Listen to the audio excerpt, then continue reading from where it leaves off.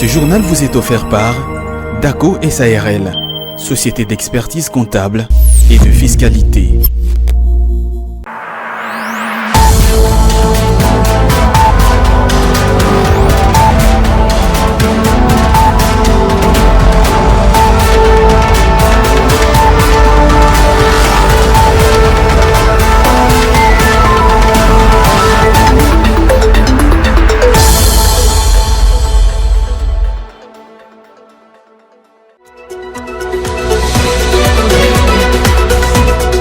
L'arrivée imminente de l'interdiction des avions congolais de survoler l'espace aérien de l'Union européenne et la situation de la compagnie publique Congo Airways, ce sont là quelques points abordés lors d'une conférence de presse co-animée le lundi dernier par le ministre des Transports et le ministre de la Communication. Dans le cadre du contrôle de l'autorité des régulations de la sous-traitance dans le secteur privé, dans l'espace Grand Katanga, le directeur général de l'ARSP a mis le cap vers la société minière Kamoto Copper Company, ce pour faire respecter la loi et ses mesures d'application. Travail décent et protection sociale pour mettre la dignité en action, c'est le thème choisi cette année pour la Journée mondiale de la lutte contre la pauvreté célébrée le 17 octobre de chaque année. Cette journée vise à promouvoir les actions sociales afin d'améliorer les conditions de vie de personnes vulnérables.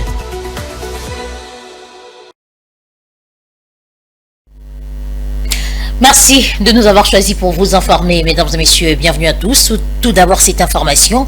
Dans le cadre du partenariat public-privé, le Premier ministre Jean-Michel Sama Lukonde a encouragé une société chinoise de construction à réaliser des travaux de qualité en RDC. C'était à l'occasion d'une entrevue qu'il a accordée à une délégation de cette entreprise conduite par son président directeur général ce mardi 17 octobre 2023 à la primature. L'objectif de sa visite à la primature ne se limite pas seulement à présenter au Premier ministre ses civilités, mais aussi le remercier pour la confiance et la collaboration que le gouvernement congolais accorde à sa société. C'est en ces termes qu'il s'est exprimé au sortir de l'audience lui accordée par le patron de l'exécutif congolais. Tout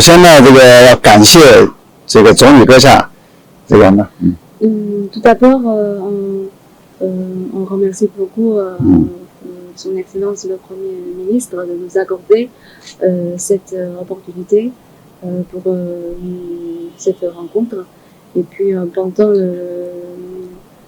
l'entretien, on a fait une présentation de notre entreprise, nos activités, les travaux qu'on a fait. Et puis on a s'exprimé aussi nos souhaitations auprès de Premier ministre, le gouvernement, et Monsieur le Premier ministre, il a aussi nous fait des recommandations sur notre travail. Avec le Premier ministre, il nous a vraiment encouragés, il nous a donné aussi des recommandations comme ce qu'on vient de dire, et puis ça nous donne plus de confiance. Implantée dans plus de 50 pays au monde, cette société chinoise des constructions présente en RDC s'est focalisée jusque-là dans les travaux des génies civils. À son actif, elle a la construction de la route Kasomeno-Pueto sur la route nationale numéro 5, le tronçon Chikapa-Kamwesha, Kikwit-Bachanga sur la nationale numéro 1, la réhabilitation de l'aéroport national d'Mbujimai et tant d'autres projets. Capitaliser les nouvelles élans de redynamisation et de modernisation des entités territoriales décentralisées, ce sont les mots d'encouragement du Premier ministre Jean-Michel Sama Lukonde à l'endroit des gouverneurs de province. C'était à l'occasion de son passage aux travaux de la première édition de la conférence internationale des partenaires du programme d'urgence intégré de développement communautaire, une activité à laquelle le chef de l'exécutif congolais a pris part dans l'après-midi du lundi 16 octobre 2023. Lors de son passage à ces assises, Jean-Michel Sama Lukonde a démontré l'intérêt de son gouvernement pour ces programmes qui vient en complément à un programme central du gouvernement, à savoir les programmes de développement local des 145 territoires. À titre indicatif, ces programmes visent à appuyer les plans locaux de développement communautaire des entités territoriales décentralisées. Profitant ainsi de son passage à ces activités, le chef de l'exécutif congolais a réitéré l'engagement de son gouvernement à accompagner ces programmes, mais également à encourager les participants tant nationaux qu'étrangers à capitaliser ces moments de réflexion. Le gouvernement suivra donc avec la plus grande attention l'évolution du processus enclenché ce jour, avec cette première édition de la conférence internationale des partenaires du programme d'urgence intégrée de développement communautaire que somme toute augure un nouvel élan dans la régionalisation et la modernisation des entités territoriales décentralisées de notre pays pour un développement communautaire participatif et durable. Ces éléments concourent à la matérialisation de la vision sociale du chef de l'État basée sur le credo le peuple d'abord.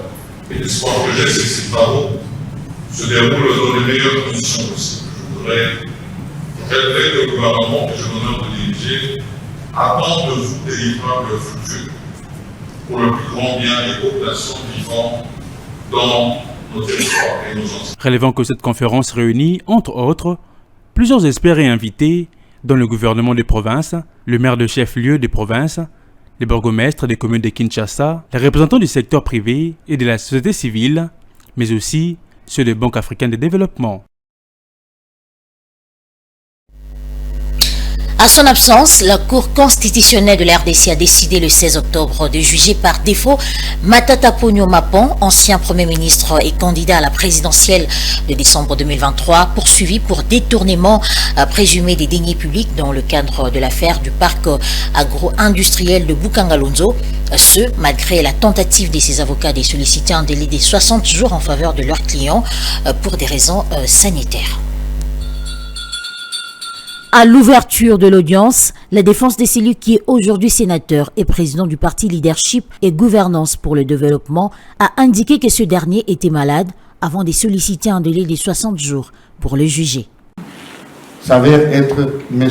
Matata. Et conformément à la Constitution, si c'était un théâtre, on n'aurait pas ramené ces rapports médicaux.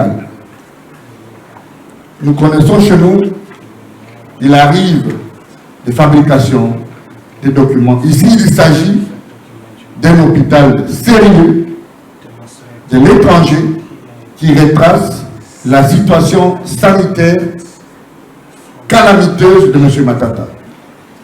Mais qu'il n'y a pas un juge de la maladie. Il n'y a pas un juge du temps. Malgré la tentative de présenter leur défense, la Cour constitutionnelle, par la voix de son président Dieudonné Kamuleta, s'est maintenue à sa décision, celle de retenir les défauts à l'égard de Matata Ponyo avant de prier ses avocats de se retirer. La Cour a reçu la demande du prévenu même absent. Aujourd'hui, la Cour rejette la demande présentée par les avocats du prévenu Matata et retient le défaut en son égard et prie les avocats du prévenu Matata de se retirer de la barre. Au cours de l'audience du 25 septembre dernier, la Cour constitutionnelle avait accordé 45 jours au prévenu Matata de se préparer de comparaître personnellement et obligatoirement à l'audience de lundi 16 octobre.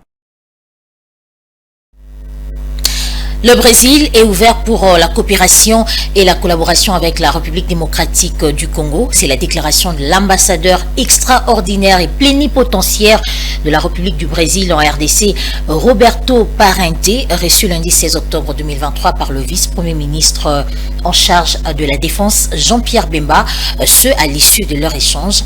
La question sur la coopération dans le secteur de l'aviation a été également abordée. Suivez. Les volets sécuritaires et la défense entre les deux pays, à savoir la République démocratique du Congo et le Brésil, étaient au cœur de la rencontre. Roberto Parente, l'ambassadeur de la République du Brésil sur les sols congolais, est revenu sur les contenus de leur entrevue. Bon, on a parlé surtout de les relations entre la RDC et le Brésil. Il y a beaucoup de thèmes, beaucoup de sujets qu'on peut coopérer. Dans le domaine de la défense, bien sûr, mais de l'aviation, c'est autre domaine important.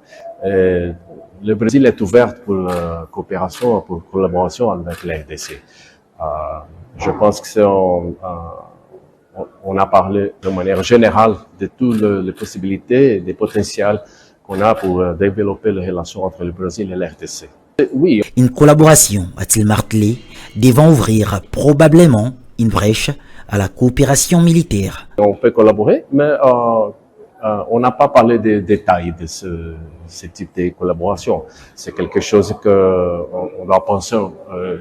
Ça dépend un peu de travailler pour développer ce type de collaboration. C'est pas quelque chose qu'on peut faire dans la semaine prochaine. C'est quelque chose pour Les diplomates brésiliens réitéraient l'engagement de son gouvernement à coopérer avec la République démocratique du Congo, à recevoir les demandes de cet État considéré comme un pays frère. Je l'ai dit au sommaire de ce journal, lors d'une conférence de presse tenue le lundi 16 octobre par le ministre des Transports, Marc Ekila et celui de la communication Patrick Mouyaya, la levée imminente de l'interdiction des avions congolais de survoler l'espace aérien de l'Union européenne et la situation de la compagnie publique Congo Airways ont été évoquées. Fulgence Mila et Diomana nous en disent plus. En gros, il était question de réalisation et perspectives du gouvernement dans les transports et voies de communication. Les ministres en charge de ces secteurs a signifié dans les volets de l'aviation civile qu'après l'audit mené par l'Organisation de l'aviation civile internationale entre février et mars 2023, l'accord de la République démocratique du Congo s'est amélioré jusqu'à atteindre 64,56%. Une cotation positive due aux efforts de la RDC dans ces domaines. C'est-à-dire que les appareils congolais peuvent à nouveau survoler l'espace Schengen. Dans le domaine de l'aviation, de la sûreté et de la sécurité de l'aviation civile, le pays vient de marquer beaucoup de points. Et il fallait remplir des conditions pour nous conformer aux normes de l'OACI pour sortir de cette ligne-là. Aujourd'hui, je suis heureux d'annoncer à la presse que sous les orientations du président de la République et du Premier ministre, aujourd'hui le travail est fait. Nous venons de dépasser, en termes de cotation, la moyenne africaine qui est fixée à 55,69. Aujourd'hui, la République démocratique du Congo, à l'issue de l'audit de l'OACI, nous en sommes sortis avec la cotation confirmée, publiée sur le site de l'OACI. La République démocratique du Congo fait aujourd'hui 64,56%. Donc nous venons de dépasser la moyenne africaine. Nous sommes en train de remplir déjà les formulaires pour permettre aux avions congolais de rentrer dans l'espace aérien Schengen. Et quant à Congo Airways, il assure que malgré les péripéties, les gouvernements s'impliquent pour régulariser la situation. Il faut dire que pour l'instant, nous avons des problèmes avec notre compagnie nationale d'aviation. Il ne faut pas dire que le pays n'a pas d'avion. Il s'est fait que les équipes qui se sont succédées n'ont pas pris le soin d'envoyer les avions dans ces contrôles que je peux qualifier de routiers. Et bien nous avons pris le taureau par les cornes, nous avons lancé un plan de stabilisation, un plan de relance.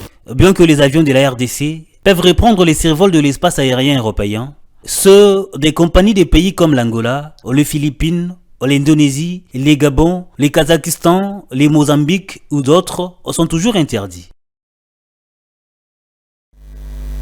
Au cours de cette même conférence de presse, la question relative au récent naufrage d'une baleinière au large de la ville de Mbandaka en Équateur, faisant une quarantaine de morts, a été soulevée. Le ministre des Transports a notamment promis des sanctions contre certains responsables des services incapables de faire respecter les mesures déjà existantes. On l'écoute. Le secteur est régi par des lois. Il y a des actes réglementaires. Quand je dis actes réglementaires, c'est-à-dire les arrêtés qui régissent le secteur. Et dans ces secteurs-là, l'État n'est pas absent. L'État est présent parce qu'il y a une réglementation. Et cette réglementation-là dit qu'une embarcation en bois, je précise bien en bois, ne peut pas quitter le quai la nuit. Et donc, tout ce qu'ils le font la nuit, ils le font en toute illégalité, en toute irrégularité. Je vous ai annoncé ici les sanctions ou les mesures qui sont prises pour davantage renforcer. Les informations à ma possession, il y a la complicité de certains services qui, sachant qu'il est interdit de quitter le quai la nuit, et ils accompagnent. Et le chef, le VPM à la défense, il m'a dit, je crois qu'il me suit, il a dit que nous continuons, poursuivons les enquêtes et que les responsabilités doivent être établies partout où il y en aura. La RSP a lancé dans l'espace Grand Katanga une grande campagne de contrôle du secteur de la sous-traitance et elle a constaté que plusieurs multinationales qui exploitent les sous-sols congolais dans le Lualaba, comme la Sicomine, privent les entrepreneurs de la RDC des marchés accaparés entièrement par les étrangers. Elle promet ainsi des sanctions exemplaires. Commentaire.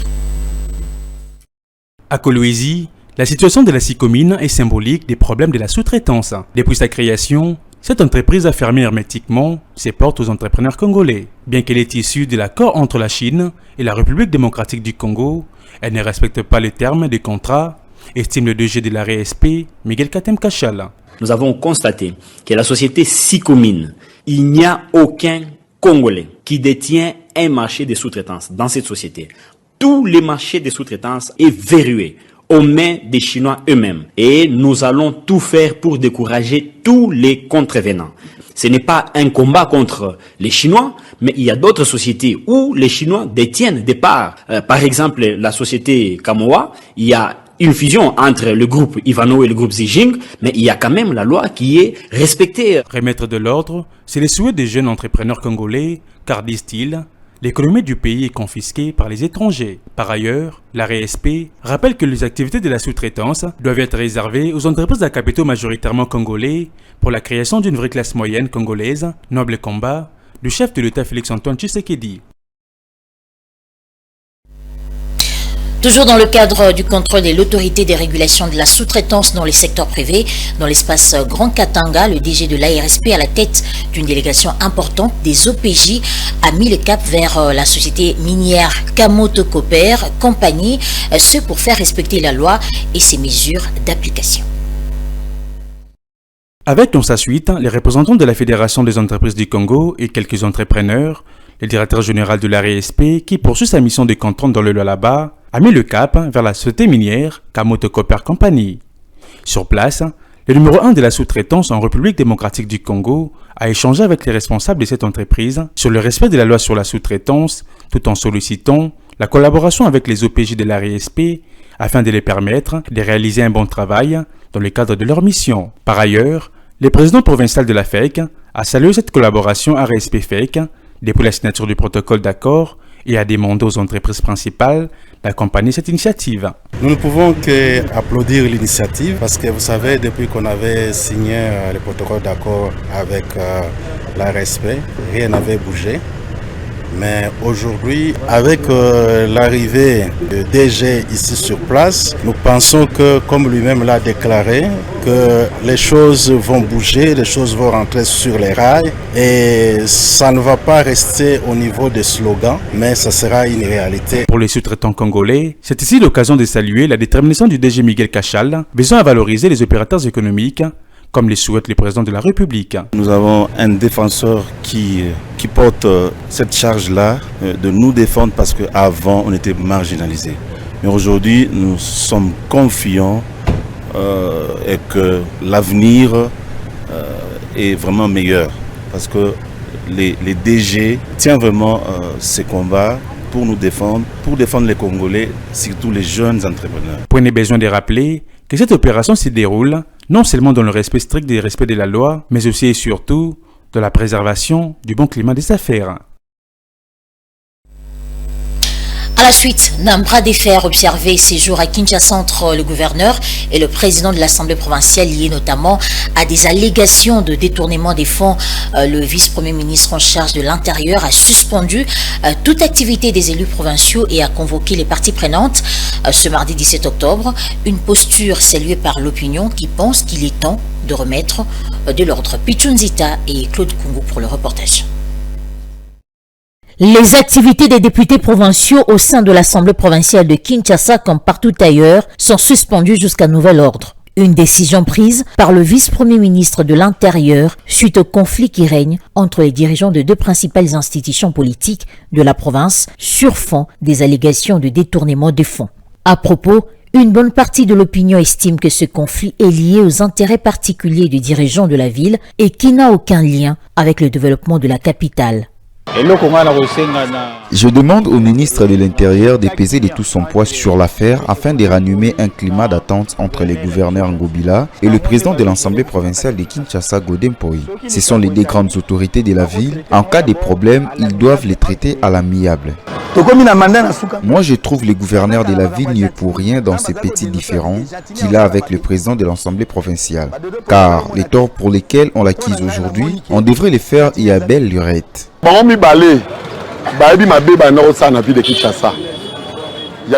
Ils ont tous défailli dans la gestion de la capitale. Ces mésaventures ne datent pas d'aujourd'hui. Rappelez-vous, en 2006, nous avons connu les mêmes conflits entre les autorités de la ville, à savoir le gouverneur et le président de l'Assemblée provinciale. Alors, il revient au ministre de l'Intérieur d'étranger cette affaire dans toute objectivité.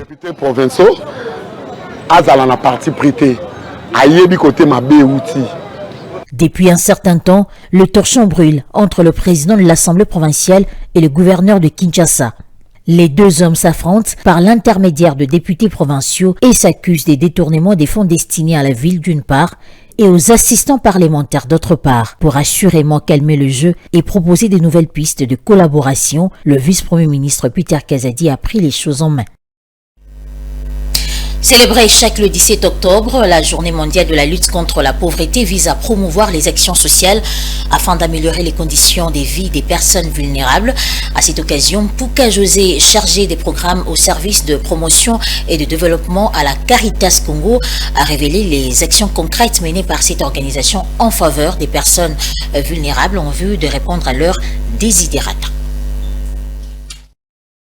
Dans la mission qui lui est confiée est celle d'accompagner les communautés dans les réflexions, dans l'action, pour contribuer aux efforts de l'Église dans la lutte contre la pauvreté. Ces multiples actions ont un focus qui contribue à améliorer les conditions d'existence de la population, des ménages, et avoir un accès durable, un accès aux différents services sociaux de base. De renforcer de façon durable le facteur de production de ménages paysans et aussi d'accompagner ces ménages paysans à diversifier les sources de revenus, toujours à travers des activités agricoles.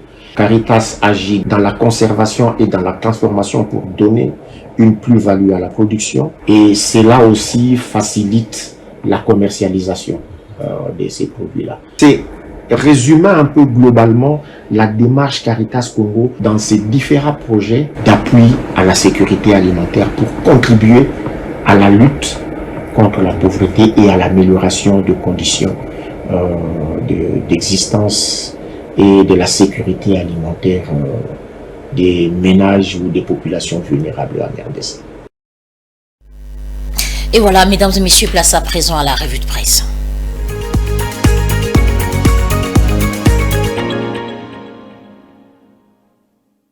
Bienvenue à tous dans cette revue de presse sur Ecofin aux télévisions. Et commençons avec les quotidiens Groupe L'Avenir qui dans sa page numéro 3 écrit Miguel Katem-Bokachal lance les contrôles au sein de la société minière Kamoa. La compagnie minière Kamoa dans la province de Lualaba a ouvert ses portes à Miguel Katem-Bokachal, directeur général de l'autorité de régulation de la sous-traitance ARSP, venu avec ses inspecteurs pour vérifier l'application des règles de la sous-traitance par toutes les entreprises principales et sociétés multinationales évoluant dans tous les secteurs de l'économie nationale. Le directeur général de l'ARSP, Miguel Katem-Bokachal, a effectué une visite du travail dans les installations de l'entreprise minière Kamoa, située dans la périphérie de la ville de Kolwezi, chef-lieu de la province du Lualaba. La dite visite s'inscrit dans le cadre de la mission en cours pour faire respecter la loi portant sur la sous-traitance dans les secteurs privés et ses mesures d'application. Pour cette mission de travail, le gendarme de la sous-traitance en RDC était accompagné des inspecteurs de l'ARSP ainsi que l'une forte délégation des sous-traitants de cette province.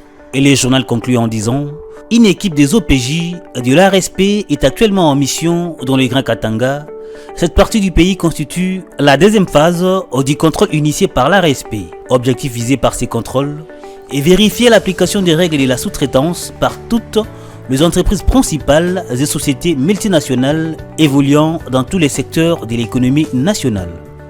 Terminons avec Forum des As, qui écrit dans sa deuxième page les suites du naufrage des Mbandaka marque qu'il a aux armateurs toute baleinière en bois vieille de plus de 5 ans ne peut être opérationnelle.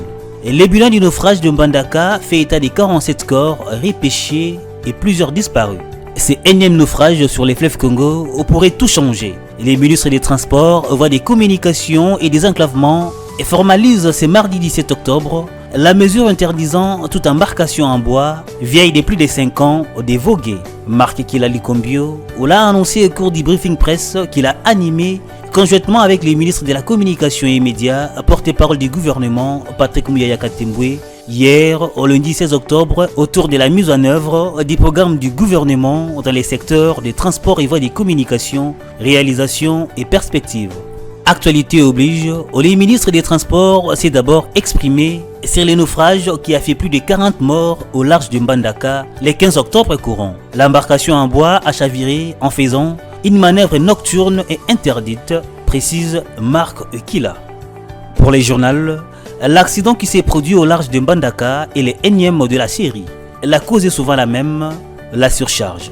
En décidant d'immobiliser toute embarcation en bois vieille de plus de 5 ans, les gouvernements viennent peut-être là de prendre le taureau par les cornes. Fin de cette revue de presse, merci à vous de l'avoir suivi.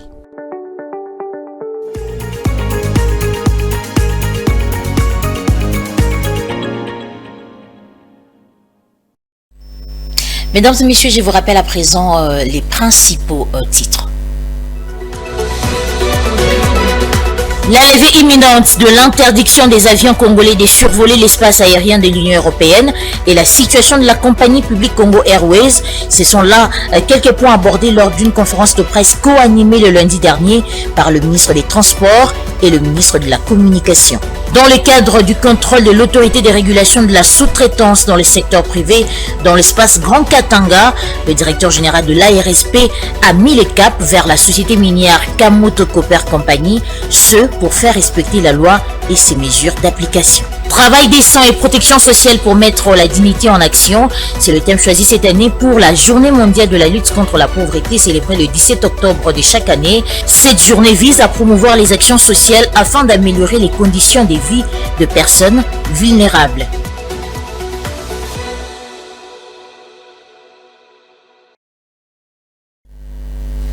C'est la fin de ce journal, mesdames et messieurs. Merci à vous de l'avoir suivi.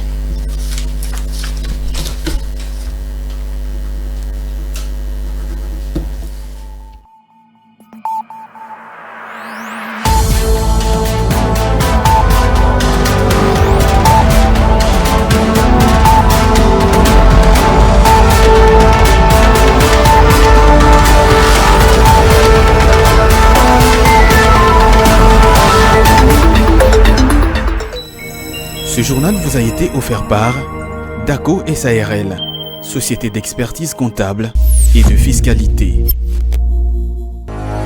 Dans une sphère médiatique, essentiellement tournée vers des contenus généralistes, où l'originalité n'a plus sa place au chapitre, où le secteur de l'économie et finance, pourtant poumon d'un État, sombre dans les oubliettes, voici enfin Ecofin Télévision. Économie et finance télévision, votre chaîne thématique essentiellement économique, vous offre un contenu original. Nous traitons des questions monétaires, commerciales, énergétiques, minières, pétrolières et environnementales. Notre créneau, vous proposer des informations, des analyses, des perspectives et prévisions économiques. Ecofin Télévision vous permet également de comprendre la coopération entre les États et les institutions, sans oublier l'épineuse question de la dette. Ecofin Télévision, tout savoir sur les investissements, les échanges commerciaux, la balance commerciale et la balance des paiements, le taux d'échange, l'état des lieux de la lutte contre les détournements des finances publiques, la coopération bilatérale ou multilatérale. Ecofin Télévision vous explique comment l'économie nationale est directement liée à l'économie mondiale. Notre particularité fait notre originalité. C'est pourquoi nous disons Ecofin Télévision, mieux que savoir sur l'économie et finances, comprendre.